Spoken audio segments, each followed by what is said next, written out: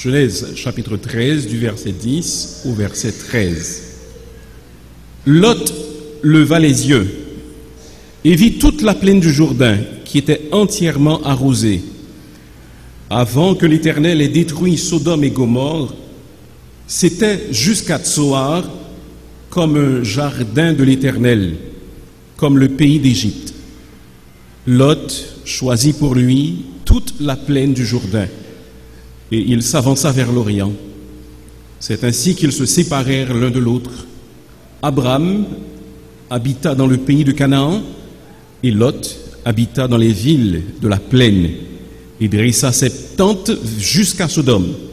Les gens de Sodome étaient méchants et de grands pécheurs contre l'Éternel. Parole du Seigneur. Une petite parenthèse, vous m'avez entendu prononcer Lot, et c'est correct, ce n'est pas l'eau. Si vous avez certaines traductions comme Parole de vie, ou la Nouvelle Bible Seconde, ou la Bible du Semeur, vous verrez que l'orthographe choisi pour ce nom, c'est L-O-T-H. Donc le T n'est pas muet, il faut bien le prononcer. Des choix qui honorent Dieu. Tel est le titre de notre message ce matin. Tous, nous faisons des choix. Et ceci pratiquement à toute heure du jour. Vous avez, pour la plupart d'entre vous, choisi d'être présent en ce lieu ce matin. Vous avez dû choisir les vêtements que vous alliez porter. Vous choisissez la profession dans laquelle vous voulez vous lancer. Ou même si ce choix ne correspond pas parfaitement à votre idéal, vous décidez quand même d'opter pour quelque chose. Vous choisissez le conjoint avec lequel vous allez passer le reste de votre vie. Certes, certains choix sont minimes et n'ont pas beaucoup de conséquences. D'autres, par contre, peuvent influencer notre vie entière, et avoir une influence sur les générations à venir. Dans le texte que nous avons devant nous, un tel choix s'était imposé à cet homme appelé Lot. Il en était venu à un véritable tournant dans sa vie, et il fit un choix qui, malheureusement, eut des conséquences très néfastes, non seulement sur lui, mais également sur sa famille. C'est pourquoi ce matin, chers amis, frères et sœurs, j'aimerais vous encourager et vous inviter à faire des choix qui honorent Dieu. Faisons nos choix pour Dieu. Faisons nos choix pour honorer Dieu. Peut-être vous trouvez-vous aujourd'hui devant une décision que vous devez prendre et qui va affecter votre existence. C'est peut-être le lieu où vous allez vivre, c'est peut-être la personne avec laquelle vous allez vous marier, c'est peut-être l'éducation que vous allez donner à vos enfants. Alors souvenez-vous qu'en pareil cas, il est essentiel, nécessaire, indispensable de faire des choix pour Dieu, des choix qui honoreront Dieu, car lorsque Dieu est exclu de nos choix, alors les conséquences reviennent toujours nous hanter. Relevons quelques leçons du choix de Lot ce matin. Premièrement, ce passage nous apprend que nous devons éviter des choix purement matérialistes. Si nous regardons le verset 10, encore une fois, nous lisons ce qui suit.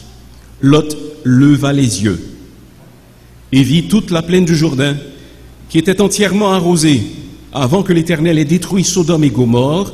C'était jusqu'à Tsoar comme un jardin de l'Éternel, comme le pays d'Égypte.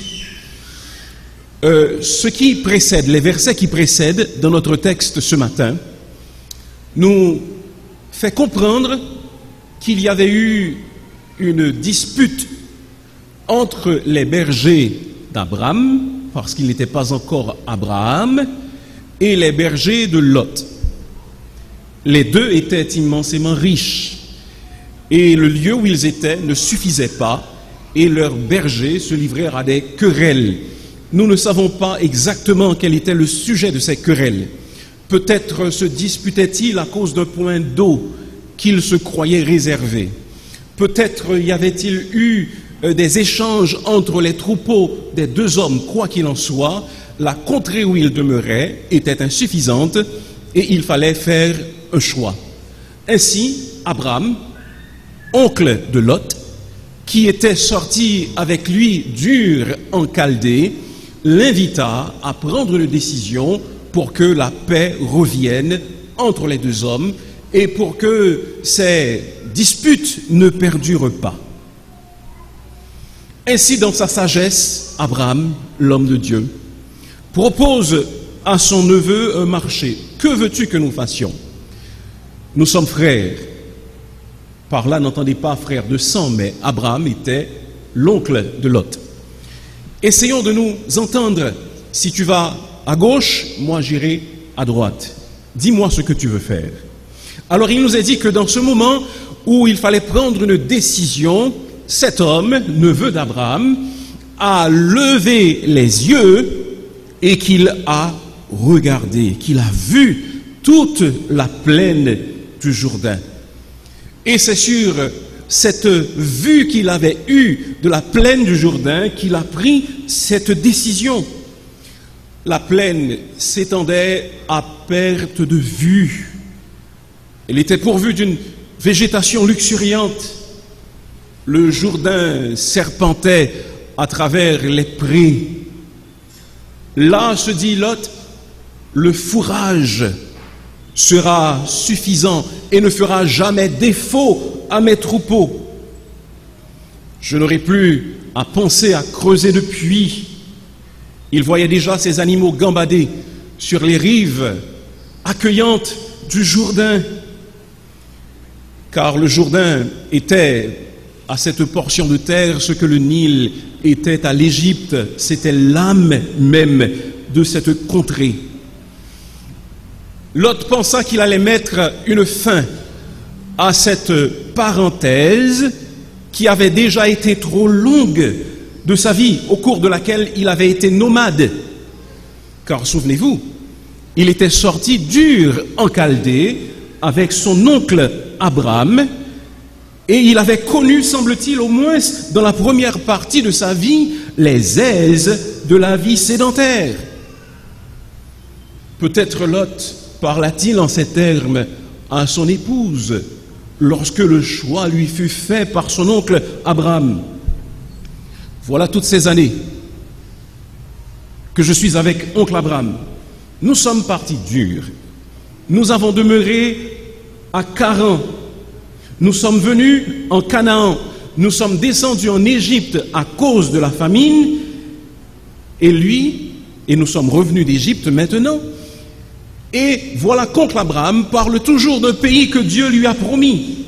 Mais ce n'est pas à moi que cette promesse a été faite. Combien de temps devrons-nous encore errer? Je vais choisir la meilleure partie de la terre parce que je crois que cela m'est réservé. D'ailleurs, je n'avais pas demandé qu'on m'emmène hors d'Ur. C'était peut-être ces paroles.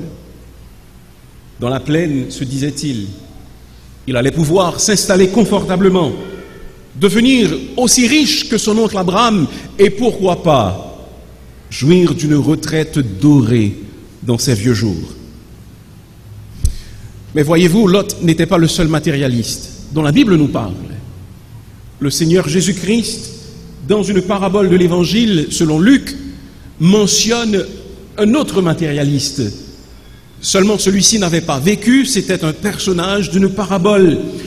Le Seigneur Jésus-Christ nous rapporte que les terres de ce matérialiste avaient beaucoup rapporté et qu'il comptait même abattre ses anciens greniers pour en construire de nouveaux afin d'engranger sa récolte surabondante.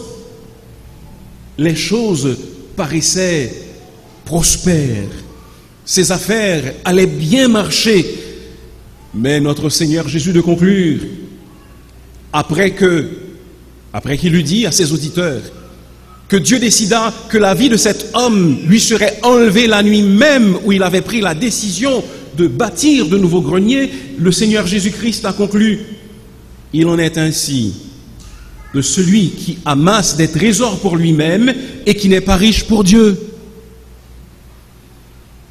Le matérialisme est un mal qui nous affecte.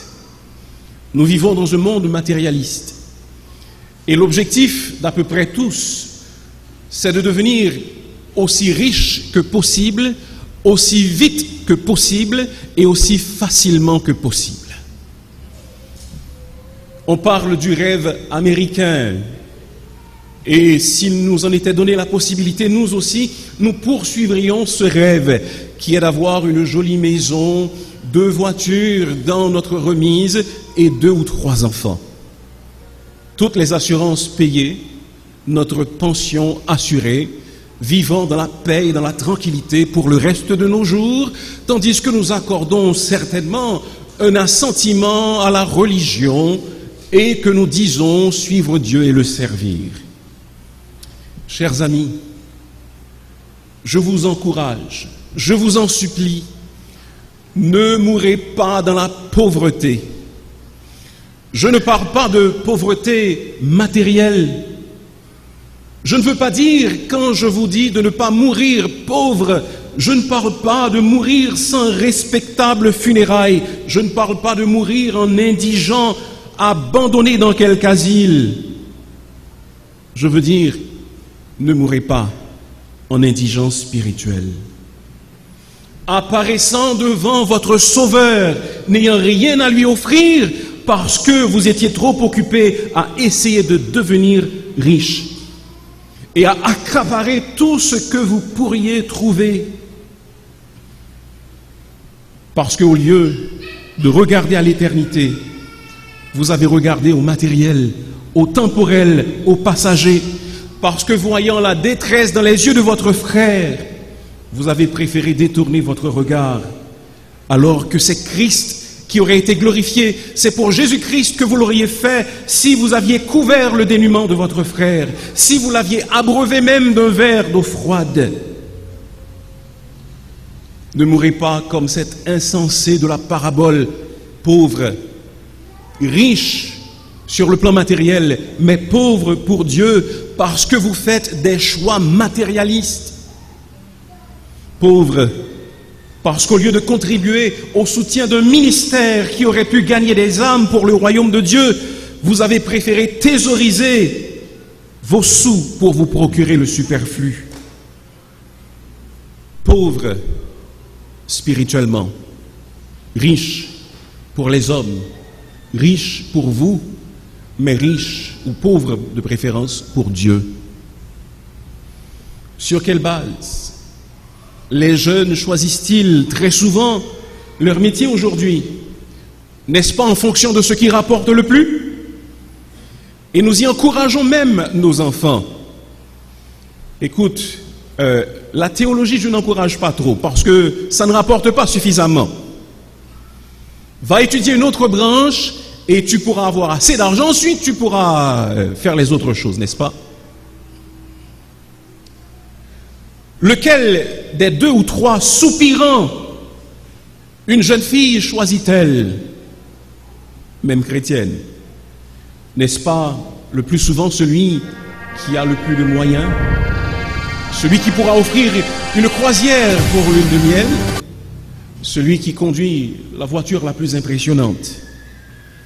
Frères et sœurs, si c'est là notre choix, le choix de ce qui est matériel, nous allons être pauvres pour Dieu et cela aura des conséquences désastreuses sur notre vie. Non seulement dans ce texte, nous apprenons qu'il faut éviter les choix matérialistes, mais nous apprenons également qu'il nous faut éviter les choix égoïstes. Au chapitre 13 et au verset 11, nous lisons « Lot choisit pour lui toute la plaine du Jourdain. Et il s'avança vers l'Orient. » Il choisit pour lui toute la plaine du Jourdain. Et il s'avança vers l'Orient. D'abord, Lot aurait dû donner la préséance à Abraham parce que celui-ci était plus âgé. C'est Abraham, son oncle, qui vient lui faire la proposition, il aurait été tout indiqué de dire, oncle Abraham, je te demande de faire d'abord le choix. Non, ce n'est pas ce qu'il fait. Il lève les yeux, il regarde, il pense à ses avantages et il dit d'accord, toute cette plaine sera à moi, oncle Abraham. Je suis certain qu'il y aurait eu assez de place pour que les deux puissent cohabiter et que leurs bergers soient assez éloignés, que leurs troupeaux soient assez éloignés les uns des autres pour qu'il n'y ait plus de disputes. Mais ce n'était pas le choix de Lot. Il choisit pour lui toute la plaine. Mais voyez-vous, pendant que Lot se frottait encore les mains d'avoir conclu une bonne affaire et d'avoir pris avantage de son oncle, Dieu parla à Abraham. Je vous demande de regarder ce verset que nous n'avons pas encore considéré à partir du verset 14. Voici ce que nous lisons. L'Éternel dit à Abraham, après que Lot se fut séparé de lui, « Lève les yeux, et du lieu où tu es, regarde vers le nord et le midi, vers l'Orient et l'Occident, car tout le pays que tu vois, je le donnerai à toi et à ta postérité pour toujours. » Lot se réjouissait d'avoir un petit coin de terre, mais Dieu promit à Abraham, qui avait eu la noblesse d'âme et la grandeur d'esprit de donner la préséance à son jeune neveu. Dieu lui dit, tu as fait le bon choix car tu n'as pas été égoïste. Et puisque tu n'as pas été égoïste, toute cette terre que tu vois, regarde au nord, regarde au sud, regarde à l'est et regarde à l'ouest, tout cela est à toi. Je te le donne. Ce sera à toi et ce sera à tes descendants. C'est comme si Dieu disait à Abraham, Lot t'a laissé les territoires montagneux et arides, mais n'aie pas peur, tout le pays finira par être à toi et à ta descendance, du nord au sud et de l'est à l'ouest. Abraham montra encore sa grandeur d'âme et sa grande générosité envers son neveu, lorsque l'Écriture nous rapporte au chapitre 14, nous n'allons pas prendre le temps de lire ce texte, que Lot et ses biens furent emmenés comme butin de guerre lors d'une guerre, d'un conflit armé entre différents rois de la plaine. Mais Abraham arme 318 de ses serviteurs. Quoiqu'il ait été généreux, Abraham n'était pas un couard, il n'était pas un lâche. C'était un homme de rare courage. Donc il ne céda pas la portion de terre à Lot parce qu'il craignait, parce qu'il avait une crainte quelconque, mais parce qu'il était un homme gracieux et généreux, qui s'écartait de l'égoïsme. Il arma donc 318 de ses serviteurs les plus braves et alla se battre contre des rois qui avait été vainqueur, et il délivra son neveu Lot. C'est comme si Dieu lui disait, Abraham, c'est toi qui as fait le bon choix. Et Lot, dans son égoïsme, a fait le mauvais choix. En Philippiens chapitre 2 et au verset 4, nous lisons que chacun de vous, au lieu de considérer ses propres intérêts, considère aussi ceux des autres. Nous sommes appelés non à être égoïstes, non à considérer nos propres intérêts, nos seuls intérêts, mais à considérer également les intérêts des autres. Et à ce titre, le Seigneur Jésus-Christ est un exemple d'humilité, mais également un exemple de don de soi. Il nous est dit en Philippiens chapitre 2 et au verset 6 que Jésus-Christ, existant en forme de Dieu, n'a point regardé comme une proie à arracher ou comme un objet à ravir d'être égal avec Dieu. Il est égal avec Dieu, mais il n'a pas considéré son égalité avec Dieu comme quelque chose auquel il fallait s'accrocher de toutes ses forces, s'accrocher désespérément. Il n'a pas considéré les privilèges qui s'attachent à sa divinité comme étant quelque chose d'indispensable, mais il s'en est volontairement dépouillé. Il s'en est dépouillé pour que vous et moi, nous ayons la vie éternelle. De riche qu'il était, il s'est fait pauvre, afin que par sa pauvreté, nous soyons enrichis, parce qu'il n'y a pas une once d'égoïsme dans le cœur de notre Seigneur Jésus-Christ. Et ce matin également, nous sommes appelés, nous sommes interpellés même par le texte que nous avons devant nous, à ne pas livrer nos cœurs à l'égoïsme, comme ce fut le cas de Lot dans le choix de la plaine du Jourdain, de toute la plaine du Jourdain, pour lui et pour lui seul. Nous entendons des préceptes souvent contraires à ce que Dieu nous dit. On utilise de façon ironique, mais pourtant véridique, ce dicton: la charité bien ordonnée commence par soi-même. Mais savez-vous, la charité bien ordonnée selon la Bible commence par les autres. La charité de Lot avait commencé par lui-même et il s'était attiré bien des problèmes. Mais la charité de Jésus-Christ n'a pas commencé par lui-même, la charité de Christ a commencé par les autres. Souvent, on nous exhorte à nous aimer nous-mêmes, arguant que le Seigneur Jésus-Christ, ou le second commandement, nous dit que nous devons nous aimer nos prochains comme nous-mêmes. Et de là, on conclut de manière fallacieuse que nous devons apprendre d'abord à nous aimer avant d'aimer les autres. Mais écoutez, Dieu ne nous demande pas d'apprendre à nous aimer, car cette leçon est déjà dans notre cœur. Bien au contraire, il y a enfoui dans notre cœur une dépravation inimaginable et un attachement à nous-mêmes et un amour de nous-mêmes que nous ne pourrons jamais tirer de là. Nous sommes égoïstes par nature et nous allons le demeurer, et nous n'avons pas besoin d'apprendre à nous aimer nous-mêmes. Un homme commet un acte infâme et découvert, au lieu de faire face aux conséquences de son crime, il se donne la mort. Il s'est pris en haine, dira-t-on. Mais est-ce vrai? Je pense que non.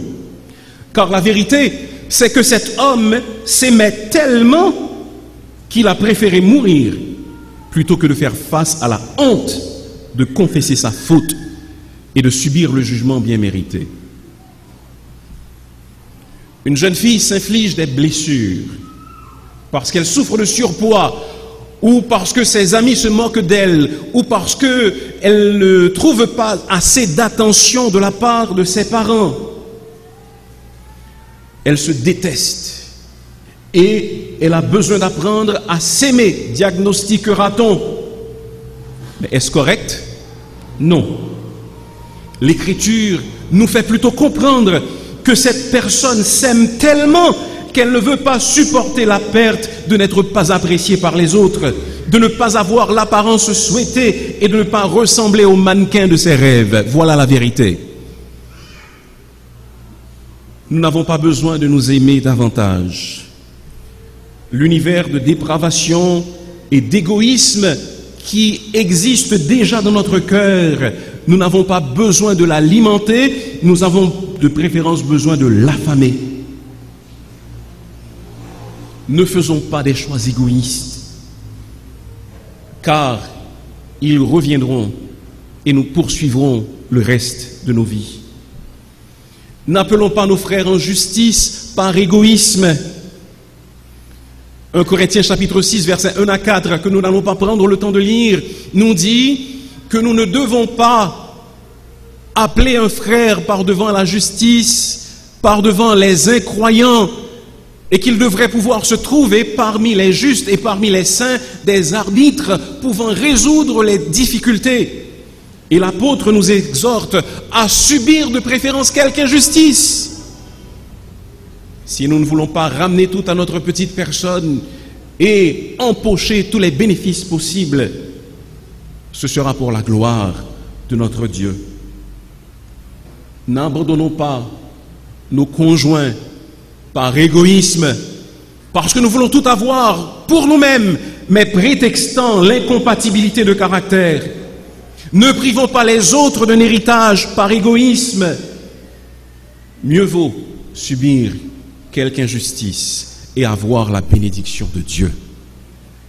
Malheureusement, ce ne sont pas les deux seules leçons que nous pouvons apprendre du choix malheureux de Lot. Choisissons de ne pas déplaire à Dieu dans les options que nous prenons pour notre vie. Nous avons compris que le choix de Lot était un choix matérialiste, qu'il était également un choix égoïste. Mais en fin de compte, nous allons voir également que le choix de Lot l'exposait au péché. Évitez les choix qui vous exposent au péché. Au verset 12, nous lisons: Abraham habita dans le pays de Canaan, et Lot habita dans les villes de la plaine, et dressa ses tentes jusqu'à Sodome. Il habita dans les villes de la plaine, et dressa ses tentes jusqu'à Sodome. Et le verset 13 nous donne une idée du risque. Les gens de Sodome étaient méchants et de grands pécheurs contre l'Éternel. Quelque temps plus tard, comme nous l'avons déjà mentionné, après avoir dressé cette tente vers Sodome, certains d'entre nous ont vécu dans des tentes et nous savons que ce n'est pas agréable. C'est mieux que de ne rien avoir par-dessus la tête, mais vivre dans les tentes, ce n'est pas agréable. Ainsi, Lot choisit de retourner au confort de la vie urbaine. Il alla au sein de cette ville pécheresse de Sodome, lui et sa famille. J'imagine qu'il laissa dans la plaine du Jourdain ses bergers et ses animaux. J'imagine qu'il était prospère et qu'il était l'un des notables de la ville de Sodome, car plus tard, nous le retrouvons assis à la porte de la ville. Dans les temps anciens, être assis à la porte de la ville signifiait que l'on jouissait d'une certaine notoriété. Donc, Lot ne se contenta pas de demeurer dans cette tente, mais il entra dans la ville de Sodome. Mais nous savons déjà ce que la Bible dit au sujet des gens de Sodome. Ils étaient de grands pécheurs devant l'Éternel. Et c'est là qu'il jugea bon d'amener sa famille. Mes amis, frères et sœurs, ne faisons pas des choix qui nous exposent au péché le plus fétide. Nous connaissons le reste de l'histoire. Plus tard, Dieu décida de détruire ces villes de Sodome et de Gomorrhe parce que leur cri était monté jusqu'à lui. Et nous trouvons Lot sauvé miraculeusement de cette ville. Mais à quel prix? Que trouvons-nous? Lorsqu'Abraham, il était déjà devenu à cette époque, intercède, lorsque Dieu lui dit qu'il va détruire la ville de Sodome et de Gomorrhe, il plaide avec Dieu pour que s'il y a 10 justes au sein de ces villes, elles soient épargnées de la colère de Dieu qui allait s'abattre sur elles. Mais Dieu ne trouva pas 10 justes au sein de cette ville, alors que Lot y était. Les anges viennent à Sodome. Ils sont accueillis par Lot. Et les habitants de la ville, cédant à leur vice contre nature, viennent frapper à la porte de cet homme et réclament que leur soient livrés sur le champ ces 2 hommes qui étaient des anges, ayant l'apparence humaine. Cela peut vous donner une idée de l'iniquité profonde et inimaginable dans laquelle se vautraient les gens de cette ville. Et cela explique pourquoi également Dieu a décidé de les détruire. Mais voilà que Lot était au milieu de cette ville.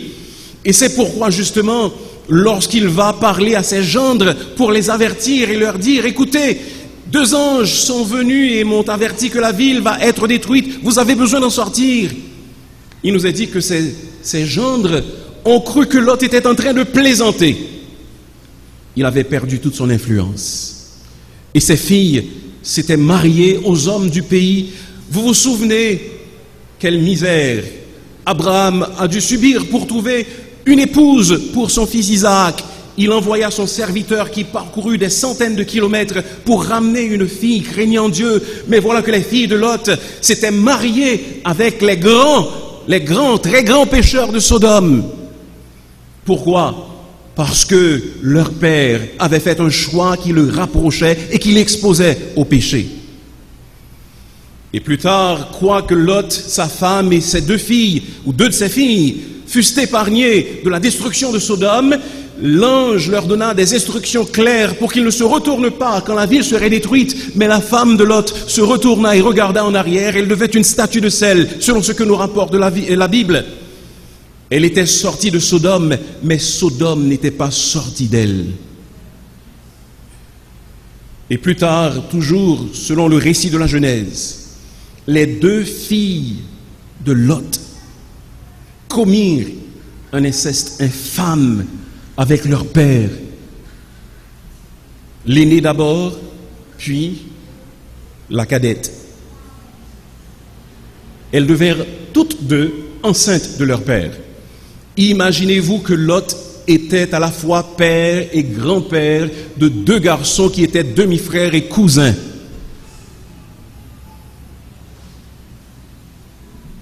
À cause de son mauvais choix qu'il avait exposé au péché.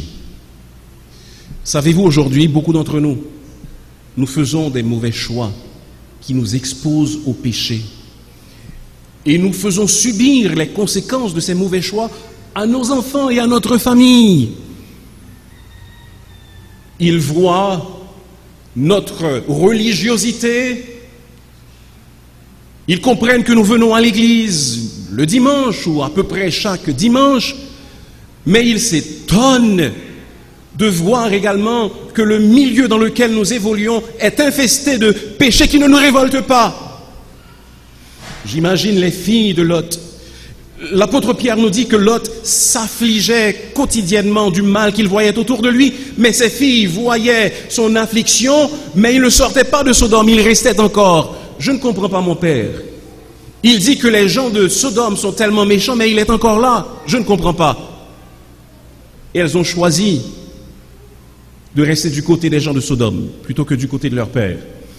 Savez-vous, beaucoup de nos enfants sont en train d'apprendre à être des athées aux pieds de leurs parents chrétiens à cause de leur mauvais choix. Et peut-être qu'à vos nombreux titres, il faudrait ajouter celui de professeur d'athéisme pratique, même quand vous ne recevrez pas un diplôme pour cela. Chers amis, évitons les choix qui nous éloignent de Dieu, mais honorons le Seigneur par nos choix. Il nous est dit que Lot vit la plaine, choix matérialiste, qu'il choisit pour lui toute la plaine, choix égoïste, et qu'il s'établit dans la plaine, choix l'exposant, ainsi que sa famille, au péché. Nous avons des choix à faire aujourd'hui, nous tous. Quels seront nos critères? Saurons-nous plaire à Dieu? Voilà une jeune chrétienne, intelligente, à qui un bel avenir est promis. Un jour, ses regards tombent sur un jeune homme à l'église. Il lui adresse la parole, s'intéresse à elle, mais les convictions chrétiennes de ce jeune homme ne sont pas très fortes. Sa réputation n'est pas des meilleures non plus. Les parents de la jeune fille, ses pasteurs, ses amis l'avertissent, mais elle aime ce regard, cette voix, ce charme qui la subjugue. Oh, il finira bien par se prendre en main et par changer. Dans son esprit, elle ne sent pas vraiment la paix de Dieu, mais elle ne veut plaire qu'à elle-même. son choix est égoïste. Il se marie, mais les problèmes commencent dès les premiers jours. Et après quelques années, leur mariage tombe en lambeaux et leur union se termine par un divorce. Elle reste avec 2 enfants sur les bras. Son choix égoïste l'a conduite à l'échec. Un jeune semble ne pas avoir d'avenir, mais son physique est attrayant. On dirait que son corps avait été taillé dans un bloc de marbre par un habile sculpteur. Il pourra gagner un beau pactole et surtout la popularité en tant que mannequin, lui dit-on. Il commence à fréquenter le milieu pour s'en faire une idée. Il constate très vite que tout semble contraire à ce que sa mère lui a enseigné au sujet de la décence et de la sainteté. Mais petit à petit, sa conscience s'émousse et 2 ans plus tard, sa vie prend un tournant totalement imprévu qu'il cache d'ailleurs à ses proches. Il essaie de noyer dans l'alcool le remords causé par les vices contre nature qui se sont glissés dans sa vie. Il embrume sa conscience avec la fumée des stupéfiants indispensables pour taire la voix assourdissante de son fort intérieur qui l'accuse. Mais son choix, fondé sur les sens, fondé sur le matérialisme, l'a emprisonné. Chers amis, il se peut qu'aujourd'hui vous ayez fait des choix malheureux. Sachez que Dieu peut restaurer les années que la sauterelle a dévorées. Vous pouvez vous détourner de ces choix. Et si vous êtes devant un choix aujourd'hui, priez le Seigneur. Souvenez-vous du mauvais choix de Lot et faites un choix qui honore l'Éternel. Qu'il en soit ainsi pour vous.